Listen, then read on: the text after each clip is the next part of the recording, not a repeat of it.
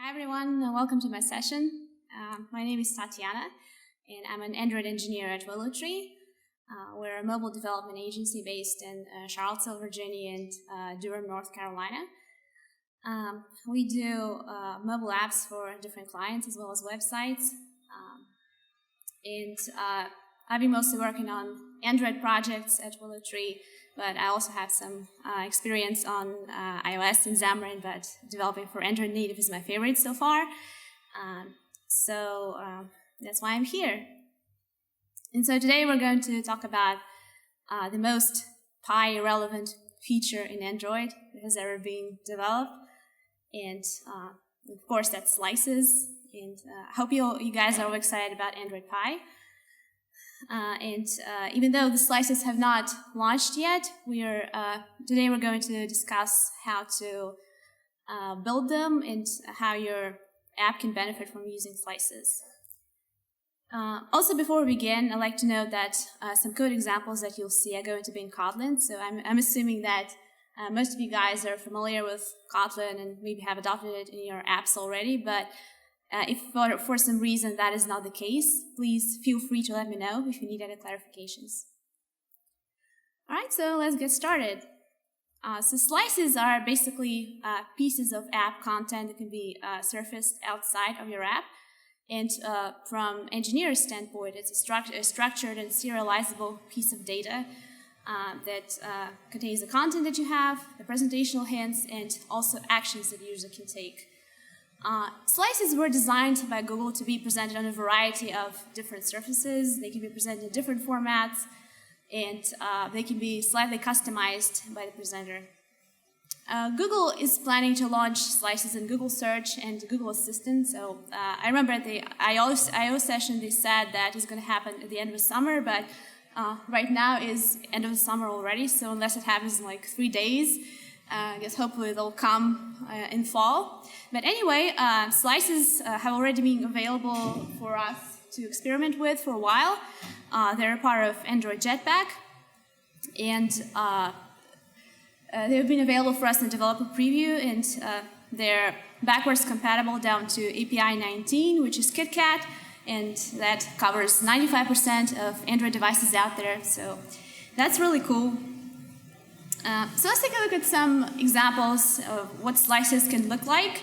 And really it can depend on what your app does. So it can be, for example, slices that displays the upcoming stay at the hotel, the dining options at the location of your interest, the transportation options, or maybe showing an image from a movie preview. And as you can see, you can have different kinds of content there. So you can have like little icon buttons and images and a little bit of text. So we're going to talk a little bit about that later, like what exactly can you do with slices there.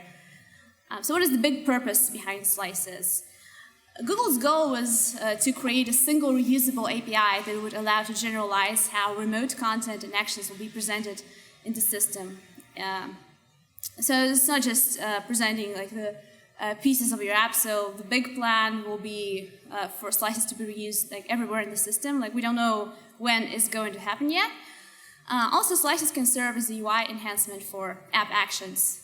And while Google was developing slices, they were following the 3 key principles.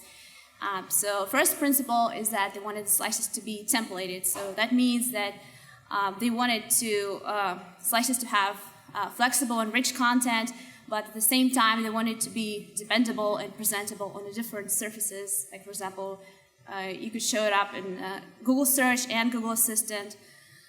They also wanted slices to be interactive, so that you would be able to update content in your slices when necessary, and so that the user can actually interact with them and deep link into your app or perform some kind of actions. Slices are also updatable. That means that Google will be creating new updates for slices much more quicker than the traditional Android releases. And potentially they will enable some new surfaces and some new places for slices to appear. And they might also introduce some new types of templates and different kinds of content that you could put into slices. So why would you actually need to build slices? So as you can see, user retention can be really hard, and just look at this graph. It's really frustrating that as the time goes by, users lose interest in their app, and there are a lot of different sources currently fighting for our attention. And if you want to keep your users engaged and coming back to your app, you really need to work hard.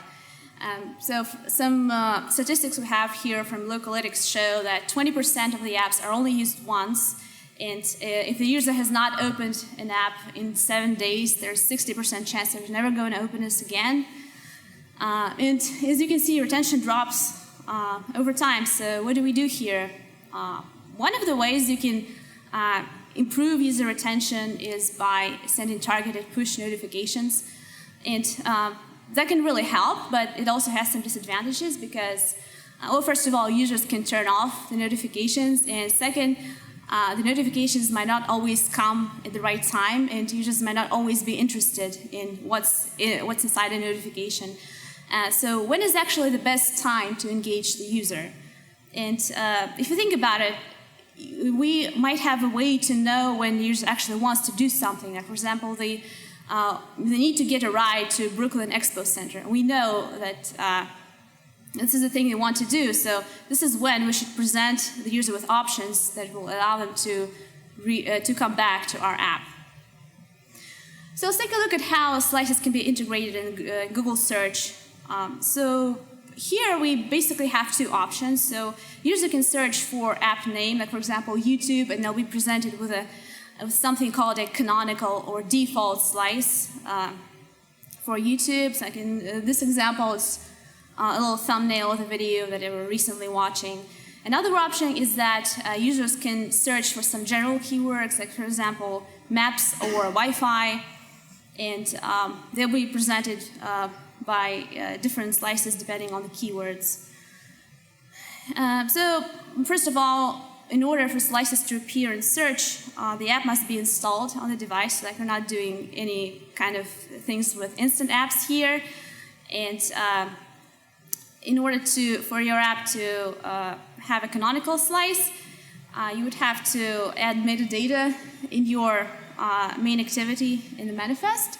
And you'd have to indicate that the name of this metadata is slice URI, and the value would be the actual content URI, basically a deep link to the slice. Well, we'll talk a little more about it later. And also, you'd have to explicitly grant permissions to Google Search and Play services, and this can be done by using Slice Manager. So Slice Manager is a class that is directly responsible for granting permissions to slices. And in this case, for Google Search, we'll be granting slice permission to Google Quick Search Box and for google.android.gms. Then another case is creating the general term slices. So the kind of slices they're presenting when users are searching for general terms like, I want to get a ride, or I want to see trending videos. So this will take a little more work. So here we would have to integrate our app with Firebase app indexing. So this is the framework that allows Google Search to see the content that you have in your app. And currently, this API has not yet launched, but in the future, you'll be able to tie your slice to the Firebase app indexable here. So as you can see in the example, you'll be setting the metadata to slice URI, and then your slices will show up in search. And also, you have to create a slice provider in your manifests. So then, again, later we'll follow up on that. Slice provider is basically a content provider that allows you to show your slices. And here you see in the intent filter, you have to specify your slice URI. Then also another case we have is using slices with app actions. So in this talk, we're not going to focus on app actions so much because it's basically a whole separate subject. And as of the time of speaking, we don't really have too much documentation available on it. But basically, the way it works is that Google would have a catalog of intents with their own data schemes that you can choose from. So basically, they would have in different intents. So intent is something that user would like to do, like for example, request a ride or translate or check weather. So all of these things are intents. And in the future, you'll also be able to create your own intents.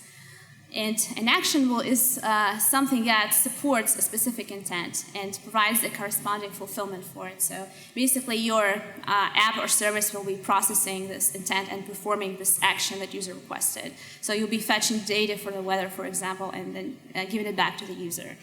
And so in your Android app, you would have a file called actions.xml. So it will be defining a mapping between app actions and intents in the URIs that your app will be handling. And this class, the content provider that we earlier talked about, a slice provider in this case, it will be mapping the upcoming intent to the appropriate slice URI. So let's take a look at the overall architecture and like how slices work.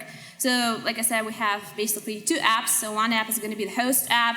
It could be Google Search, Google Assistant, or you can also develop your own app that can present slices. And at the end of the talk, I'm going to show you how. And then we have the app that provides slices upon request. In default case, Slice Presenter, our app that hosts a slice, is going to request a slice for a certain URI. Slice Provider in your app will get a callback called onBindSlice. And for a certain URI, you would create a slice that matches this request. And this slice will be passed on to the Slice Presenter, and it will be displayed in the slice view. Then there's another case when you have to update data in your slice. In a similar way, Slice Presenter will be requesting a slice for a certain URI. The Slice Provider has to notify the Slice Presenter of the change that happened, and then Slice Presenter will re-request the slice with a certain URI, and your Slice Provider will be recreating it. Another interesting subject is how slices integrate with permission system in Android. So I guess first thing we should mention is that starting from P, default launcher will have access to all slices, and otherwise all the slice permissions will have to be granted by the provider app or the user. And normally this content provider for slices will be handling this process of requesting permissions for you. So here you can see an example. This is a slice viewer app. So this is the app that sample app that Google created for you to test your slices. And so it is trying to display a slice with a certain URI, but it doesn't have the permission. So it's showing this little permission slice here that says slice viewer sample wants to show slice. And then when you tap on it, it's gonna show you the permission dialog, and the user can deny or allow the app to show your slice.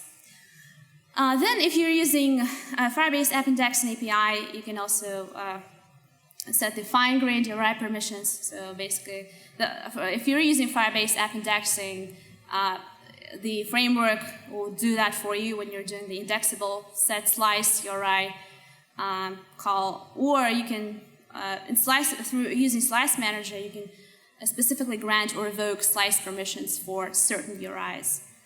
And also one thing I should mention is that you can also override users' grant of permission by on create permission request method in Slice Provider.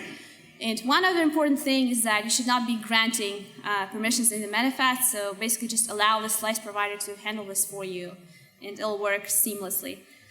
So to have like a quick overview of what permission flow looks like, so we have a slice viewer in the presenter app. We're requesting permission to display a certain slice. The user grants the permission, and then Slice Manager passes it on to the Slice Provider, and Slice Provider takes this result and checks if the permission was granted for the user or not. And if it was granted, then it calls the Slice Provider.onBindSlice. So to remind you, this is the method that actually creates the slice.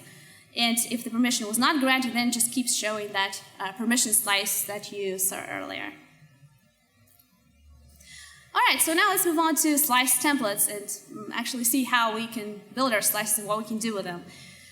So one thing to understand here is that the displaying surface ultimately decides how to render the slice. So you can specify how the content is going to look. So this is something called a template, but the presenters can actually make little adjustments here, like they may change the text color or size a little bit. So basically it means that your slice is not going to always look exactly the same on all surfaces. There might be slight differences, and we do not have control over that. So slices are typically constructed by using a list builder. So everything you want to put in your slice goes into a list builder. And here you can see we're using a Kotlin extension here. It's we're not specifically calling a list builder, but using this shorthand for list. And the list is supposed to have at least one row of content, as well as a primary slice action. So here you can see we have one row here in the list, and have a title and primary action, and also you can set content description here for accessibility if you'd like. And within this list you can combine multiple row types, like here you can see one row, and we also have a little grid here of images. So one of the smallest elements is the slice action that can consist of a title, an icon, and a pending intent. So pending intent basically represents the intent is your app is going to handle when user interacts with a slice action.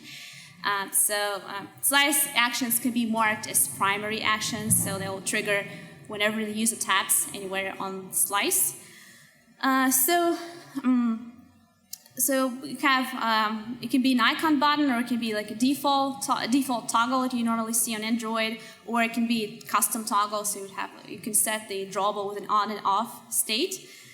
And also you can select different image modes here. So first option is the icon image, means it's going to be super tiny, and you can also tint this image.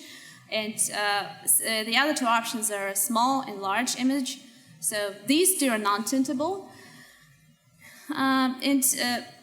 Here on the right you can see some ways to create slice actions. So first we have to create the pending intent that will direct you to the main activity, creating an icon, the image here.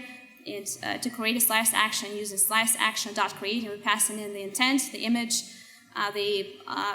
mode, and the title for the action. You can also use SliceAction.create deep link. So basically it's going to do the same thing here, and as an example, if you're just want to deep link into your activity. Or you can use the pending intent get broadcast and specify your broadcast receiver. So I'll show another example of that later. And you can also have the slice action create toggle. So this is going to create a little toggle that we were talking about. It could be a default or a custom toggle. Then our templates can have headers. So basically it will consist of slice titles and subtitles.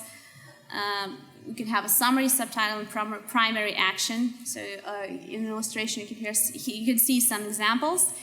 And you should note that in smaller formats, usually the slice will, usually only the header of the slice will be displayed. So, like I said, the presenters, they can slightly alter the appearance of the slice. So you can show the slices in small, they can just show the header or in small format or in full format. And so if the header is missing, then the first row that you have in your list builder will be displayed instead of the header. And slice headers can also display the slice actions. And here you can see some examples of the display modes and customization, show you how presenters can display your slices. So it can be a shortcut, which is going to be like a little icon here. It can be small, so basically it's showing a header or the first row in your list. And large, it shows the full slice with all the content that you have in there. And in the customized image, you can see a little bit that the font is a little different, and also the text color was changed by the presenter. Okay, so then another part of the templates is row builder. So basically it represents a row of content, and it can have titles, subtitles, it can have one starting item, which will be located on the left. And it can have several end items, which can be like a slice action, so basically like a tappable little icon. It could be just a little image or a timestamp, and it can have primary action. And we have a couple of restrictions here, so end items cannot be a mix of slice actions and icons, and row can only have one timestamp. And here you can see an example of setting title, and subtitle, and an end item. Then we have grid row builder. So this is, I guess, probably the fanciest one out of all of them, and can support also different image types that we saw before. Tiny size, a small size, and a largest size. And grid cells like that can be constructed by using a cell builder, and a cell can support up to 2 lines of text in one image. And cells cannot be empty, so on the right you can see in the little code example. So grid row can consist of, in this example, consists of 2 cells with a large image, title text, and bottom text, and the intents. And finally, the range builder, it's a row that can contain either progress bar or an input range, such as a slider. So 2 examples for you here. So it will be defined as input range, and in this case, the title's rank volume, and you set in the minimum, the current and max value, and that's for both cases here. So input range is a slider, and range is for the progress bar, and both of them have actions. And also there is a case of disabled scrolling. So some presenters may not support scrolling within the template. So for the case when you have many rows, you would have to think about how your presenter is going to handle this. So basically you can add a see more button by using a set see more action, and this see more button down there is only going to be displayed when the presenter has disabled scrolling on the view, or not all the rows can be displayed in space available. And here in the code example, you can see by setting see more action, you can specify what your slice can do in that case. So to recap, like when you're trying to prototype slices, you should think about the case of building a default or canonical slice or app name. You might want to build slices that will be discoverable in search by keywords. Then you have slices that might show up in Google Assistant as a response to user's intent. And you really need to think in terms of what kinds of actions the user can take. So as an example, users might want to see some new content, or they may want to be reminded of the existing content. Like for example, they might want to see the photos from their last trip. They might want to accomplish a task right then and there, or they might want to see the actions they can take that are relevant for what they're looking for. Like for example, they're searching for Brooklyn Expo Center, and you're suggesting a ride to Brooklyn Expo Center. Okay, so now let's take a look at how we provide slices and how do we set it up in our project. So setting the compile SDK version to 28, and we're adding the Android X slice libraries here. Now we're using Slice Core, Slice Builders, and I'm also using Slice Builders Kotlin extension. So that one is optional. It's basically Kotlin extension is just making the code cleaner here.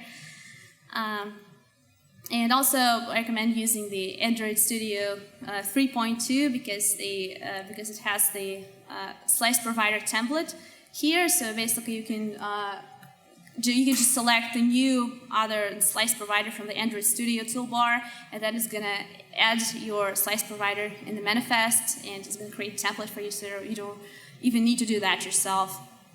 And so this is what your slice provider is going to look like in the manifest. Then in code, we have this onCreate slice provider. Well, this basically just instantiation. Really, probably would not need to use this method for anything. Then we have the onMap intent to URI method. So that is for the case when you have deep links set up to your app. And like if you're trying to cache some URL request here. And this is just a sample implementation generated by Android Studio. So you can make it whatever you want. So basically you take an intent and match it to the Slice URI. And you can just use a sample implementation, or if you're not doing any handling of URL requests, then you don't even need this. And finally, the most important method here is onBind slice. So you can see here that it's taken in the Slice URI, it returns a slice. So this is where you create all these templates. So here's an example. We can have slices that return some information about a musician or singer. So you can show like the discography slice, a slice that can direct user to a music player or a preview of their music video. So as an example, the audio slice can be basically show the progress of the song that you're listening to recently. Then another thing we have in the slice provider here is the methods on slice pinned and on slice unpinned. So basically, pinning is basically a way that Slice hosts the apps that display slices. They notify apps of which slices they care about. So basically, it means that the host app is expecting the content to be fresh. So like if you're trying to like sync data here, you should start doing it on the slice bin. So this is basically a way to tell that, hey, this host app is going to display slice with a certain URI, so maybe I should fetch data for it. And then slice unpinned is the method that indicates that the host app is no longer interested in the slice with this specific URI. And here you would have to unsubscribe or remove like any observers or scheduling jobs that you're doing. In the case of loading dynamic content and refreshing your slices, one thing to remember is that slice provider and bind slice method should return as quickly as possible to ensure the best performance. Otherwise, it can cause some UI glitches here. So do not do any long-running operations in there. And it's okay to return null or just display something called a loading slice or some placeholder content. So basically, it can be just like one row that says loading. And that would indicate to the user that you're still fetching something. And then when the content is ready to be displayed, then you would have to call the getContentResolver notify change and then pass in the slice URI that you want to update. And this will result in a call to slice provider on bind slice, and basically the slice will be recreated there with the fresh content. So here's a couple code examples. So for loading slice, you can like initiate the load data here. Meanwhile, you return the loading slice immediately. And in load data, you can fetch whatever data from the network you want. So this is just like a RX Java example here. And then when you successfully retrieve the data, you can notify a content resolver of the change and pass in the slice URI. So now, how do we handle the actions that user has taken from the slice? So basically, slice action is triggered from within the slice, and it's being handled in the broadcast receiver. And then the broadcast receiver will notify the slice provider about the change. So here you see an example that we create the pending intent. Using pending intent, I'll get broadcast, and we pass in the name of our broadcast receiver that we have on the right. Whenever the user switches a toggle, then the broadcast receiver is going to receive the intent, and then we can make the necessary changes in our app. And then, if necessary, we can also notify our slice provider of the change by using the content resolver.notify change. So it should be pretty simple like that. Then, how do we test slices? So we have a sample app created by Google that allows you to preview slices. You've seen it on the previous slides before, so you can either use it from the command line by using adb install slice viewer apk. So this app is available on GitHub, Google samples repository.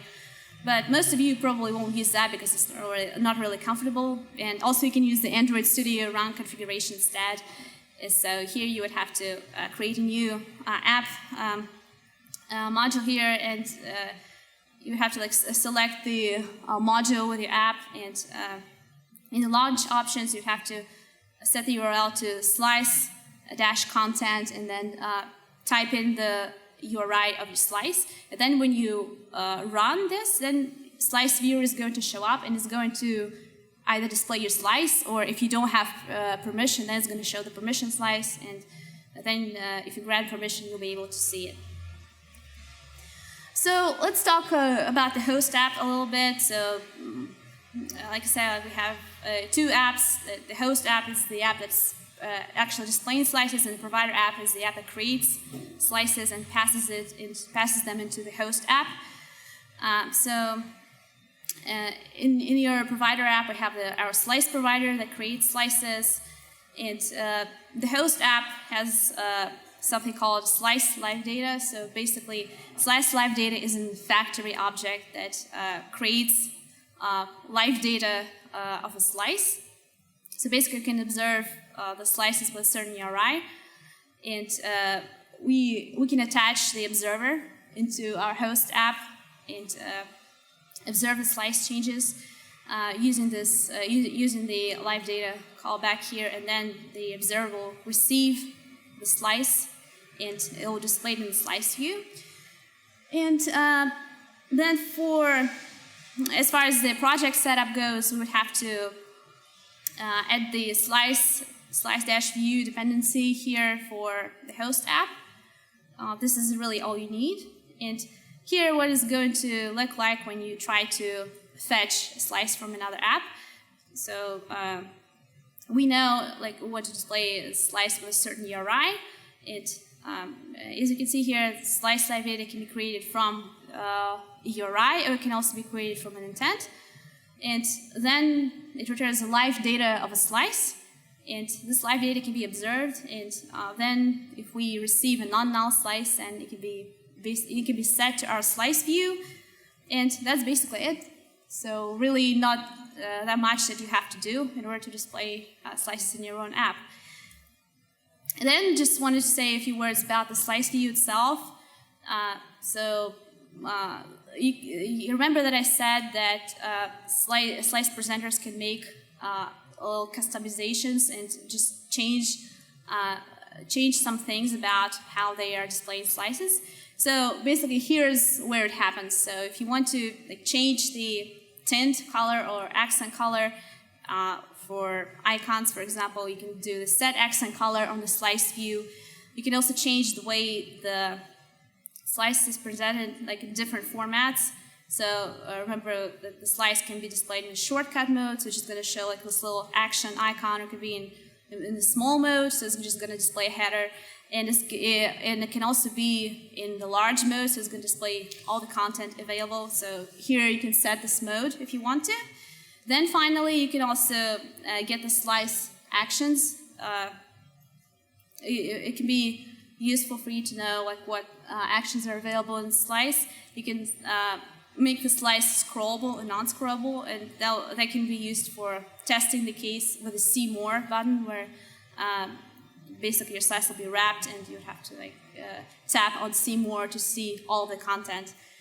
And finally, you can also set on Slice Action Listener, and you can set it to notify whenever the user interacts with your slice, and you can get a slice action callback here, and maybe you want to use it for maybe analytics or something like that to track like how users are interacting with your slices. So let's take a step back and look at all the most important things we need to know about slices. So you need to think about what actions user can take in your app, like depending on what your app does, and you should show just enough content to prompt the user to go back in the app. So it's like technically you can just show any kinds of content, but you should also remember about the cognitive overloads. Like you don't want to overwhelm the user. Like you don't just show them everything you can do in your app in one slice, so that wouldn't really make sense. Then do not grant permissions in the manifest, and just let your slice provider handle this for you. Also remember about different options that presenters have when they're presenting your slices. Make sure you're properly handling the disabled scrolling case, and see more button, and make sure not to do any heavy operations and unbind slice, and make sure it returns as soon as it can. You can use loading slice if necessary to indicate that you're fetching something from the network or just doing some kind of asynchronous task. If you have any kinds of observers or jobs that you have scheduled there, please make sure to remove them on slice unpinned. Also, it will be good to set the content description to your slices for better accessibility. And finally, even though the slices have not officially launched yet, I think it's always best to be proactive and adopt slices early. And I hope that by this time you have a good idea of what you can do with slices, and you can now think of how slices can benefit you and keep the users coming back to your app.